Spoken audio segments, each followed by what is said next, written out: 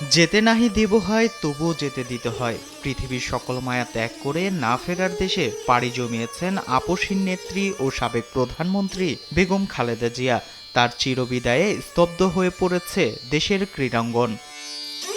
বাংলাদেশের ফুটবল ইতিহাসের সর্ববৃহৎ সাফল্যের সঙ্গে যার নাম ওতপ্রোতভাবে জড়িত সেই নেত্রীর মৃত্যুতে শোক প্রকাশ করেছে বাংলাদেশ ফুটবল ফেডারেশন।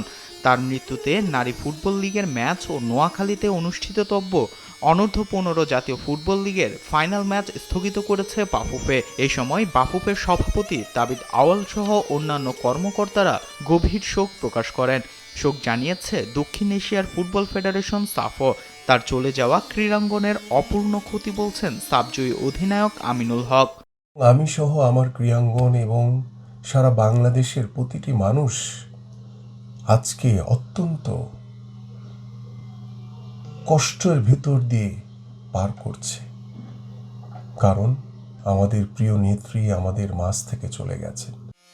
সিলেটে চলমান বিপিএল ক্রিকেটের দুটি ম্যাচ স্থগিত করেছে বাংলাদেশ ক্রিকেট বোর্ড। পাশাপাশি প্রথম বিভাগ ক্রিকেট লিগ সহ বিসিবির আনুষ্ঠানিক সকল কার্যক্রম স্থগিত রাখা হয়েছে। এছাড়া বেগম খালেদা জিয়ার মৃত্যুতে গভীর শোক জানিয়ে চলমান জাতীয় কাবাডি চ্যাম্পিয়নশিপের সেমিফাইনাল ম্যাচ স্থগিত রাখা হয়েছে। তার মৃত্যুতে শোক প্রকাশ করেছে বাংলাদেশ অ্যাথলেটিক ফেডারেশন ও Bangladesh table tennis federation. Fardin Saju, Desh TV, Dhaka.